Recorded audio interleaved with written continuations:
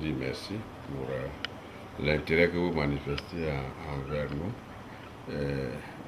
D'abord, je suis conseiller spécial du président, pas en matière économique, mais en matière de politique d'emploi et de formation professionnelle. Donc, j'ai été maire de Mans, effectivement. Et puis, je suis candidat aujourd'hui aux élections législatives dans des conditions politiques un peu particulières sur lesquelles je ne pense pas qu'il soit nécessaire de revenir. Sachez simplement que nous sommes candidats des PDCI qui sont ensemble dans le cadre de ces élections. Et puis le FPI aussi a eu des candidatures et puis des candidatures indépendantes. Voilà. Le DPCI, membre fondateur du RADP, est encore dans le RADP. Nous avons fait un bureau politique il y a 2 semaines. Nous avons exprimé cette position. C'est que nous n'avons pas pu avoir un terrain d'entente avec nos partenaires des autres partis du RADP.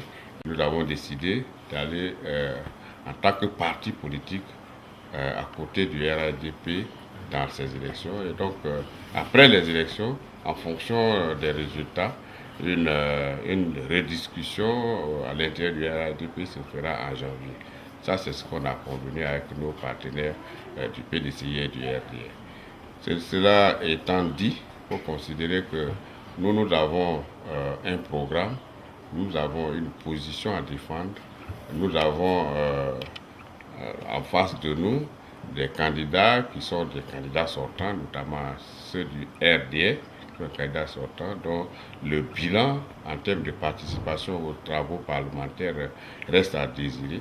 Et donc nous avons décidé de représenter dignement notre peuple, le peuple de la commune de Mans, législative, et surtout pour les représenter à l'Assemblée nationale avec les missions régaliennes du député, c'est-à-dire voter la loi et puis contrôler la gestion gouvernementale, ce qui n'a pas été fait par les prédécesseurs contre lesquels nous sommes en train de faire campagne. Bon, consigne de vote d'abord, en tant que candidat, nous sommes en train de faire campagne, mais si on peut parler de consigne de vote, c'est vrai que nous allons demander à la population de sortir massivement pour aller voter les candidats qu'ils souhaitent. Et naturellement, nous voulons que ce candidat soit nous, bien sûr. Mais en même temps, vous savez que le vote, c'est l'expression de la souveraineté du peuple. Donc on doit demander à la population de sortir massivement pour exprimer leur souveraineté dans le cadre de ces élections, qui seront des élections importantes. Ce sont des élections très importantes parce que, comme j'ai l'habitude de le dire, les élections de 2016 vont dessiner la Côte d'Ivoire d'après 2020.